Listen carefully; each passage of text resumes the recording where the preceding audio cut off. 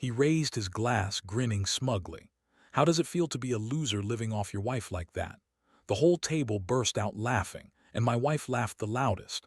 I leaned back in my chair, letting that laughter scrape across every inch of my pride. Each sound was a blade twisting deeper. They thought I was a freeloader, a decorative accessory to match my wife's dress. I stood up slowly, adjusted my tie, locked eyes with CEO Richard Hayes.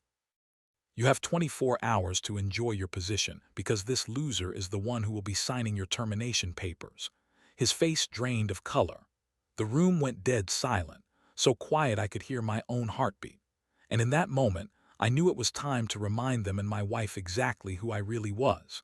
If it were you, humiliated in front of the person you love, would you walk away quietly or stand up? The Waldorf Astoria ballroom glittered under chandeliers the size of small cars. Gold light spilled over white linen tables, polished silverware, and the kind of crystal glasses that felt too delicate to touch. Waiters in tuxedos glided between clusters of executives, topping off champagne flutes and laughing at jokes they'd heard 100 times before.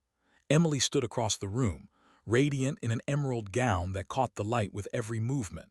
She was in her element, head tilted back, smiling at something Chad Wilson said, one manicured hand resting lightly on his arm. I'd seen that smile at 100 corporate events, the one that said she belonged here among the power brokers and the people who spoke in quarterly earnings. I sipped my whiskey. It tasted like disappointment and burnt oak. I wasn't part of this world anymore. Not since I'd stepped away from the spotlight 15 years ago. That was fine by choice. But watching her there, laughing so easily while I stood alone, I couldn't help but feel like an uninvited guest in my own life. The truth was they didn't know me. Not really. And tonight that ignorance was about to cost them. Chad Wilson's voice cut through the low hum of conversation like a blade on glass. "Jack, get over here, buddy," he called, waving me toward a small circle of Emily's colleagues. His smile was all teeth, practiced, confident, the kind of grin that belonged to a man who'd never been told no. Richard Hayes, the CEO, stood among them, immaculate in a midnight suit, a glass of champagne in hand. A few other executives clustered close, their name tags meaningless to me. Emily slipped her arm through mine as I joined them, her corporate wife smile perfectly in place. Chad raised his glass. "So tell me, Jack," he said loud enough for nearby tables to hear, "what's it like being married to Atlas Dynamics' rising star?" He nodded toward Emily like she was a trophy he'd just discovered. I kept my face neutral. Chad leaned in. "Must be nice having a sugar mama, huh?" A ripple of laughter passed through the group. Emily didn't flinch. She laughed right along with them. That was the first cut. And like any predator who smells blood, Chad wasn't about to stop there. Chad swirled the champagne in his glass, eyes glittering with mischief. "I mean seriously, Jack," he said, pitching his voice just a notch louder. "What do you even do all day while Emily's out here killing it in the business world? Watch Netflix, play video games." The circle erupted in laughter again, louder this time. Even a couple of people at nearby tables turned to see what was so funny. Emily's grip on my arm tightened, but when I looked at her, there was no anger on my behalf, no discomfort, just that same polished smile like this was harmless fun. Richard Hayes gave a polite chuckle, half-heartedly trying to redirect. "Maybe we should," Chad waved him off. "No, I'm genuinely curious," he pressed, locking eyes with me now. "Jack seems like a nice enough guy, but let's be real." And then came the line. "What's it like being a loser? Having your wife pay all the bills?" The laughter that followed was the loudest yet. It rolled over me in waves, and standing there, I felt something cold settle deep in my chest. For a heartbeat, the ballroom felt smaller, the air heavier. Their laughter echoed in my head, each chuckle hammering against the walls of my patience. 15 years of staying quiet, letting them believe whatever story Emily allowed to circulate, came crashing to a single razor-sharp moment.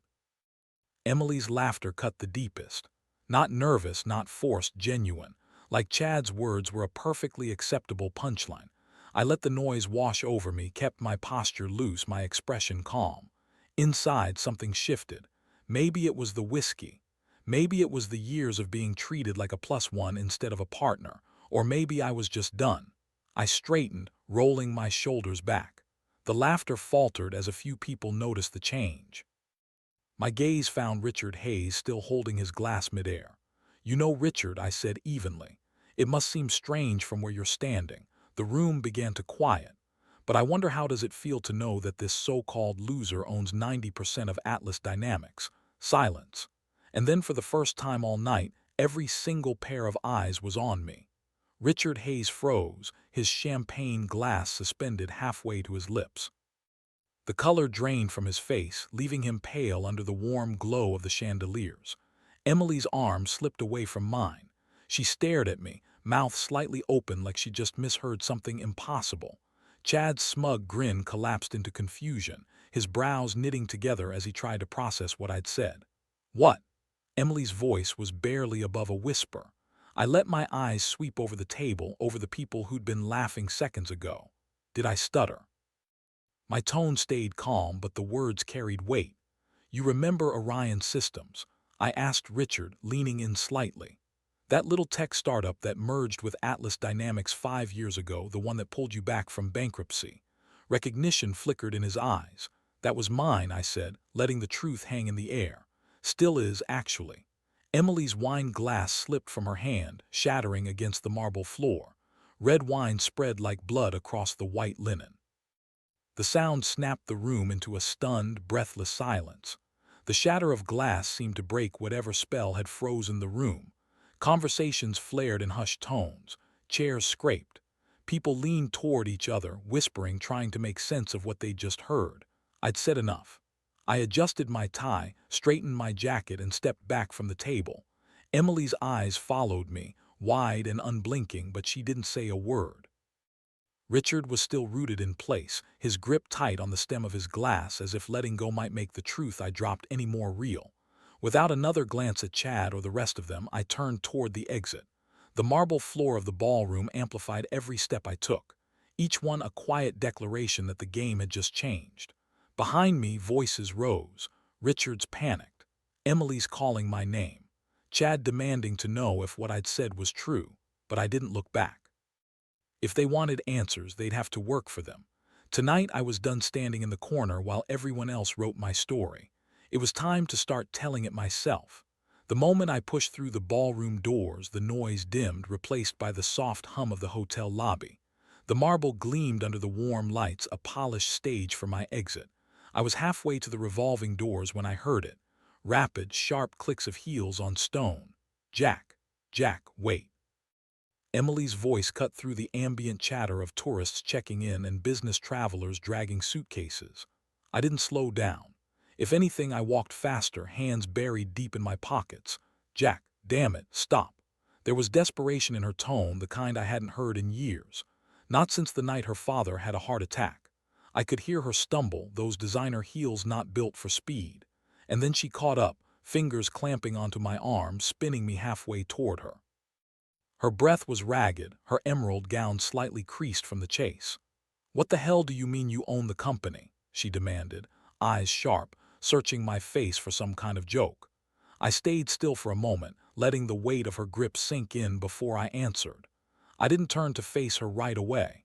I could hear the rush of her breathing, feel the tension in her manicured fingers digging into my jacket sleeve. When I finally looked at her, Emily's flawless makeup was beginning to smudge beneath her eyes, and a strand of hair had fallen loose from the perfect twist she'd worn all evening. "You really don't know, do you?" I said quietly, studying her expression, her brow furrowed. "Don't be cryptic with me right now. Explain to me how you can possibly own 90% of Atlas Dynamics when you've been unemployed for the past 3 years. Unemployed." I repeated, letting the word hang. It had been whispered before, but never to my face.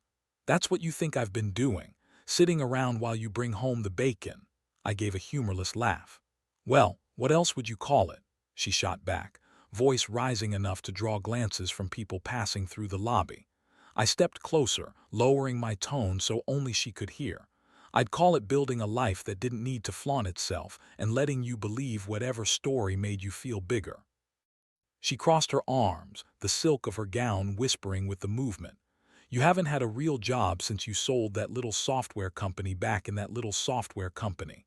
I cut in was Orion Systems, and I didn't just sell it, Emily. I merged it with a failing tech firm called Atlas Dynamics. Ring any bells? The color drained from her face. I could see the gears turning, memories resurfacing. Conversations from years ago, back when she was still a junior analyst and I was still in the game. That's impossible, she said, but her voice lacked conviction. Orion Systems wasn't some hobby project, I continued. The merger saved Atlas from bankruptcy. It was worth hundreds of millions. Her lips parted, but no words came. It is worth hundreds of millions, I corrected, present tense because I never sold my shares. I just stepped back from day-to-day operations and let Richard run the show while I focused on other things. She blinked at me. Other things like what? I held her gaze. Like being your husband, like paying the bills, like supporting your career while everyone assumed I was just along for the ride. Emily stared at me, her perfectly composed executive mask slipping. For a moment, she looked less like the confident woman who commanded boardrooms and more like someone trying to reconcile two versions of the same man. All those times I introduced you as someone who used to work in tech, she murmured almost to herself. All those dinner parties where I joked about you being retired at 45. I didn't say anything. I just let her hear her own words out loud. You never corrected me, she said, her voice thin now.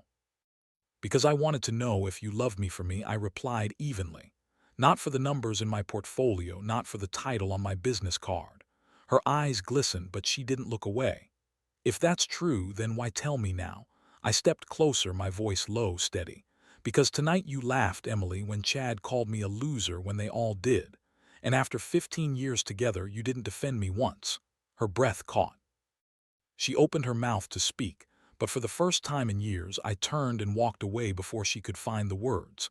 I didn't look back as I left Emily standing there, the weight of everything hanging between us like a thick fog. For years, I had stayed silent, content to play the role everyone expected, the supportive husband in the background, invisible yet steady. But tonight, that act was over. In the quiet of my car, I ran my hands over the steering wheel, knuckles white. The adrenaline was fading, replaced by something colder, more determined. It wasn't just about pride anymore. It was about respect. Respect I deserved. Respect I hadn't seen in 15 years. Not from her, not from those around me. I pulled out my phone and dialed Marcus, my lawyer. Knowing that the real battle was just beginning this time, I wasn't going to be invisible. I was ready to remind everyone who I really was. Back home, I headed straight to my office, the one room Emily rarely entered. She called it my man cave, a place where I supposedly wasted my days on trivial hobbies. But behind the ordinary facade was a hidden panel built into the bookshelf. I pressed the secret latch, and the panel swung open to reveal a fireproof safe. Inside lay the most important documents of my life: contracts, merger papers, and ownership certificates. I pulled out the thick folder labeled Atlas Holdings and spread the papers across my desk like a dealer laying down a winning hand. Every page told the same story. Jack Morgan, the man everyone thought was living off his wife's success, was the majority owner of the company that employed them all. I ran my fingers over Richard Hayes' signature dated 15 years ago, the day he begged me to save Atlas Dynamics from collapse. That signature meant power. It meant control. And tonight it meant I was done hiding. 15 years ago, Richard Hayes had come to me desperate, sweat soaking through his expensive suit. "Our company's failing," he said, voice shaking. "If this merger doesn't work, we're finished." I had been expanding Orion Systems then, and the offer was too good to ignore. But I didn't just buy a failing company. I structured the deal to keep Atlas Dynamics alive while giving myself controlling interest, 90% ownership, full voting rights, and veto power over major decisions. Richard kept his CEO title and salary. His employees kept their jobs. Everyone won, except they didn't realize who was really in charge. To keep my involvement private, I created a blind trust. Most thought the mysterious investor who saved Atlas preferred to stay anonymous. Only a handful knew the truth, and they were bound by ironclad confidentiality agreements. Tonight, that secret was about to unravel. The blind trust was my shield, the reason no one suspected I was pulling the strings behind the scenes. All my shares were held by a private investment firm, my identity hidden from public records. I could step out from behind that curtain anytime I wanted. The legal documents were clear, written notice to the trustee and the board, and control was mine to claim. For years, I chose to stay in the shadows. I collected dividends quietly, enjoying my retirement while Emily built her career on the foundation I'd laid. But tonight was different. Tonight, I wasn't content with being invisible anymore. The humiliation, the disrespect. It was time to make them all remember who I really was. I picked up my phone and called Marcus. "It's time," I said. "Prepare for a full financial audit of Atlas Dynamics, executive compensation, expenses, conflicts of interest, everything." He paused on the other end, then said, "Are you sure you want to shake the hive like this?" I smiled, cold and steady. "Yes. It's time they see the real king." Marcus worked through the night, digging deep into the company's records. By morning, the first reports came in. Executive compensation packages that were obscene, expense accounts filled with lavish dinners and luxury trips disguised as client entertainment. More troubling were the patterns of nepotism and favoritism. Contracts steered toward friends and family, decisions made for personal gain instead of the company's good. Richard Hayes had grown comfortable, too comfortable. He thought the mysterious investor would never look beneath the surface, never question how the company was run as long as profits kept flowing. I sat back in my chair, a cold smile spreading across my face. They had mistaken my silence for weakness. They were about to learn how wrong they were. By mid-morning, I sent the formal audit request to the board demanding a full breakdown of all executive spending and potential conflicts of interest. Marcus had also prepared a notice for an emergency board meeting, one they wouldn't be able to ignore. Word spread fast. Within hours, Chad Wilson was called into HR. Official reason: review of recent conduct at corporate events. Unofficial reason: my audit had lit a fire under Richard's complacent leadership. Chad, the golden boy who'd mocked me mercilessly, was suddenly on thin ice. I leaned back, savoring the shift in power. The man who thought he could throw insults without consequence was about to learn that every action has its price, especially when you're mocking the man who owns the company. Richard's panic was palpable. His inbox flooded with my demands, his carefully constructed world beginning to crumble. He sent a polite email offering to discuss concerns in a more informal setting, trying to smooth things over before the storm hit full force. But I wasn't interested in casual talks or empty promises. I replied firmly, "No exceptions. I want all documents on my desk by 5:00, and that board meeting is scheduled for this week." Behind closed doors, the whispers grew louder. Employees murmured about the sudden shakeup, speculating who would be next to fall. And at the center of it all, Richard realized he was no longer calling the shots. The real owner had arrived. As the day unfolded, Marcus contacts inside Atlas Dynamics fed us more dirt. Security escorted Chad Wilson out of the building. Evidence had surfaced, linking him to steering contracts toward his cousin's construction company. Nothing outright illegal, but certainly unethical. Two more executives faced suspension amid investigations into personal use of corporate credit cards, extravagant vacations, and questionable vendor deals. Richard's grip on power was slipping faster than anyone anticipated. I watched the pieces fall into place. Years of complacency and corruption exposed by a quiet man no one took seriously. The boardroom politics, the backdoor deals, the toxic culture. It was all unraveling thread by thread, and I was the one pulling at the loose ends. Amid the chaos, my phone buzzed. "Emily, everything's falling apart here," she texted. "Chad got fired. The whole office is freaking out. Richard looks like he's about to have a breakdown. Call me." I didn't answer. Instead, I typed back, "Typical Tuesday at Atlas Dynamics. Nothing to worry about." But we both knew better. What had started as a quiet assertion of control had turned into a full-scale upheaval, and poor Emily was caught right in the middle, unaware that her husband was the one pulling the strings, dismantling the empire she'd worked so hard to climb. Marcus called with urgent news. The board meeting had been moved up to tomorrow afternoon. Richard tried to push it back, but the other members demanded answers. curious about the sudden audit and the identity of the mysterious shareholder stirring the pot. By noon, the first financial reports landed on my desk. The numbers were worse than I expected. Executive bonuses bordering on obscene. Corporate retreats masquerading as lavish vacations. Nepotism so blatant it could have been scripted in a corporate drama.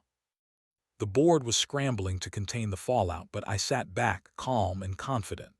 This was the reckoning they'd ignored for far too long, and I was ready to make sure it counted. Knowing the fight ahead wouldn't be easy, I reached out to someone I respected within Atlas Dynamics, Samantha Brooks, the VP of Engineering. Samantha was brilliant, hardworking, and utterly overlooked by the company's old boys club. I sent her a message. Samantha, I don't know you personally, but I've been following your work. You're exactly the kind of leader this company needs. Let's talk soon. She responded quickly, her tone cautious but hopeful. Having Samantha in my corner was crucial. She represented the future, competence over connections, results over politics. Together, we would start cleaning house. Emily's messages kept coming, growing more frantic by the hour. Is everything okay at home? She asked. Richard stressed. He got some weird email this morning. I reassured her. Everything's fine. Tell Richard not to worry. This will work itself out. But I knew better. Nothing was going to work itself out. The machine I'd set in motion was gathering momentum. And soon, no one at Atlas Dynamics would be able to ignore it. Emily was caught in the storm, unaware that the quiet husband she dismissed was about to take center stage. I spent the afternoon reviewing every detail I could find on Atlas Dynamics operations. What I uncovered was worse than I imagined. The culture I'd saved from collapse had rotted under years of neglect. Toxic power plays, backdoor deals, a sense of entitlement so thick it could be cut with a knife. I opened my laptop and began drafting another email, this one to the entire board. It was time to remind them who held the real power. I hit send, watching the message vanish into their inboxes. Tonight, everything would change. No more shadows, no more silence. I was ready to step out and take control. The next morning, I dressed carefully, a charcoal gray suit, tailored sharp, the kind of power suit that commands respect. Emily was already gone, off to her meetings, trying to control the damage before the board meeting. As I drove to Atlas Dynamics headquarters, the city skyline looked different, clearer, sharper, like I was seeing it through new eyes. I'd walked those halls before, but always as the quiet husband, the background figure at company picnics and holiday parties. Today, I was stepping into the building as Jack Morgan, the majority owner, the man who had been pulling the strings all along. This was no longer Emily's world alone. It was mine, too. Marcus met me in the parking garage, briefcase in hand and a knowing look on his face. "You ready for this?" he asked. "I've been ready for 15 years, I replied, adjusting my tie. The elevator ride was silent, except for the soft hum of the city outside. Floor after floor, I felt something shift inside me. By the time the doors opened to the executive floor, the quiet man who'd stayed in the shadows was gone. Waiting for me was Richard Hayes, packing nervously, face pale. "Jack," he said, extending his hand with forced enthusiasm. "This is your company," I said firmly. He swallowed hard but said nothing more. It was time to remind everyone who really owned Atlas Dynamics. The boardroom doors swung open and I stepped inside. 5 board members sat around the massive mahogany table, faces a mix of confusion and annoyance. They expected a routine meeting, nothing that would disrupt their comfortable status quo. I introduced myself. "Gentlemen," I said, my voice calm but carrying authority, "I'm Jack Morgan." Recognition dawned slowly, like the first light of dawn breaking over a city skyline. "Jack Morgan," Patricia Hensley, the lone woman on the board, asked cautiously. "As in the Jack Morgan from Orion Systems." "The very same," I replied, taking my seat at the head of the table. The game had changed, and they were about to find out exactly how much.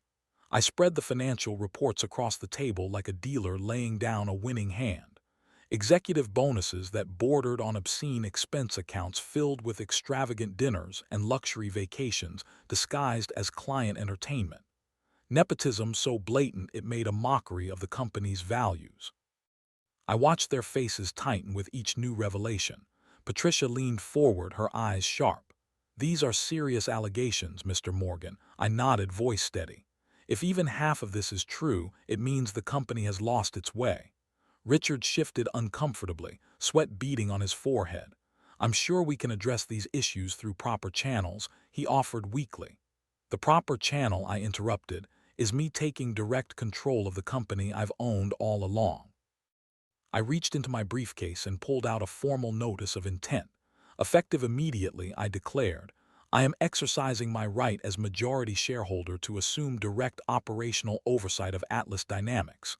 A murmur ran through the room, voices rising in surprise and disbelief. I raised my hand for silence. Richard Hayes's resignation will be accepted forthwith. Security will escort him from the premises by the end of the day. Eyes widened. Some exchanged uneasy glances. But that's not all, I continued. Chad Wilson's termination stands, and there will be more changes coming, starting with a complete overhaul of the executive team and corporate culture. Turning toward the windows, I looked out over the city skyline. Somewhere down there, Emily is sitting in her office, unaware that the man she thought she knew just took back what's rightfully his. The room fell into a heavy silence, broken only by the faint hum of the city beyond the glass. I gathered my documents, feeling the weight of years lifting off my shoulders. As I walked toward the door, whispers erupted behind me. Phone calls hurried, hushed conversations filled with panic. For the first time in years, I felt a quiet peace. The man who once smiled and nodded while being mocked was gone. In his place stood someone who demanded respect. Long live the king. That evening, the emergency board meeting took place. 5 members sat around the table, tension thick in the air. I watched as they voted one by one on accepting Richard Hayes's resignation. Not a single hand hesitated. Even Patricia, who had been cautious before, raised hers firmly. Corporate loyalty was a delicate dance, and when the boss falls, everyone scrambles to save themselves. Next, the board unanimously approved Chad Wilson's permanent termination. The golden boy who once mocked me had become a corporate pariah overnight. Power had shifted and the message was clear. No one underestimates the owner. The room buzzed with tension as I stood to make my next announcement. I am nominating Samantha Brooks as the new CEO of Atlas Dynamics. The silence that followed was deafening. Robert Chin, the board's treasurer, looked as if I just proposed hearing a circus clown. Samantha Brooks from engineering. She's never held an executive position. I fixed him with a steady gaze. She's never held an executive position because this company has spent 15 years promoting based on connections, not results. Samantha had been quietly running successful projects while others played politics. She was exactly what this company needed. The vote was unanimous. Change was no longer optional. It was inevitable. 20 minutes later, Samantha arrived at the boardroom, still dressed in her work clothes, khakis, and a company polo. She looked out of place among the suits and ties. But her eyes burned with a fierce determination. I explained the situation and her new role. Her expression shifted from surprise to pride. I want you to run this company with respect for the employees, for the clients, and for what Atlas Dynamics truly stands for, I told her. Tears welled in her eyes. I've watched this place from the trenches for years, she said softly. I've wanted to make a difference. Now I have the chance. As the board members filed out, I caught sight of Emily standing pale in the hallway. For the first time, her gaze held something new, respect or maybe fear. Either way, the game had changed. I turned back to Samantha and laid out the first order of business. Review every employee's performance based on merit, not politics. I want the hardworking promoted and the dead weight removed. This company will remember what it means to earn success, not inherit it. Samantha nodded, determination shining in her eyes. I walked past Emily without a word, leaving her standing there as the reality finally sank in. The quiet husband she'd underestimated was now the man rewriting the rules. I made it 3 steps inside our front door before Emily exploded. She paced the living room like a caged tiger. Mascara streaked down her cheeks. "You embarrassed me," she screamed, turning to face me. "Do you have any idea what you've done? Everyone at work is talking about how I didn't even know who my own husband was." She sounded furious, hurt, and betrayed all at once. I loosened my tie and calmly hung my jacket on the chair. "Which one are you more worried about?" I asked. Emily's voice cracked. "Don't you dare turn this around on me. I've spent years building my reputation and you just destroyed it all in one night. I suggested we sit down, but she kept packing, caught in the storm of her emotions. Emily stopped mid-step, her mouth opening and closing like she was searching for words. "That's not I mean I didn't," she stammered. "It was just harmless office banter," she said quickly. I repeated slowly. "Harmless. Chad calling me unemployed was harmless. Him asking what it's like to be a loser. Your laughter when he said it must be strange having your wife pay the bills." She shook her head, tears welling up. "I laughed because it was awkward," she protested. "What was I supposed to do?" "'Cause a scene at a company dinner." I looked at her, the woman I'd been married to for 15 years, caught in the painful truth. "You were supposed to defend your husband," I said quietly. "You were supposed to show them you knew who I really am." Emily's shoulders sagged and she looked away, tears streaming freely now. "I didn't know," she whispered. "You didn't want to know," I corrected gently. "You let me think you were just retired, living off investments and side gigs. You cook dinner every night, fix things around the house, and I thought I was supporting my unemployed husband." Her sobs filled the room, but I felt only exhaustion, tired of being misunderstood, tired of being underestimated. I looked out the window, voice steady. "I wanted you to love me for who I am, not for what I own. And when people thought I had nothing, they treated me like I was nothing, including you." She looked at me, broken and silent. "Now you know the truth." In the weeks that followed, Atlas Dynamics transformed. I started showing up regularly, not as Emily's quiet husband, but as Jack Morgan, the man who'd been steering the ship all along. Samantha hit the ground running, implementing policies that mattered. Open-door meetings replaced closed-door secrets. Employees began speaking up without fear. Contracts and vendors were scrutinized with a fine-tooth comb. The toxic culture that had taken root under Richard's watch began to evaporate. For the first time in years, people came to work excited, and the company I saved was finally becoming the company it was meant to be. 3 months later, I found myself back in the same Waldorf Astoria ballroom where it all began, but everything was different. The corporate awards night felt like stepping into another world, one where respect was real and success was measured by impact, not politics. Samantha, now CEO, stood confidently at the podium. "Please welcome Jack Morgan," she announced, her voice filled with genuine pride. Applause filled the room, warm, sincere, nothing like the mocking laughter I'd endured before. Emily sat quietly in the third row, dressed simply, watching me with a look I hadn't seen in years. Maybe respect, maybe regret. Our marriage was far from healed, but for the first time I felt seen. And perhaps that was enough for now. I stepped up to the microphone, looking out over faces that no longer mocked but respected. "3 months ago, many of you discovered something surprising about me. Not just that I own Atlas Dynamics, but what we've built together since." I gestured towards Samantha, pride clear in my voice. "Under her leadership, this company has rediscovered its purpose, where hard work matters more than who you know, and respect isn't just a word in a mission statement. We've created opportunities where they were once scarce, giving back through the Jack Morgan Foundation to support young minds chasing their dreams. The sweetest revenge wasn't tearing down. It was building something better. So I ask you, when life tries to knock you down, do you stay silent or rise up and reclaim what's yours?" The room held its breath, and as I stepped back, I knew this was just the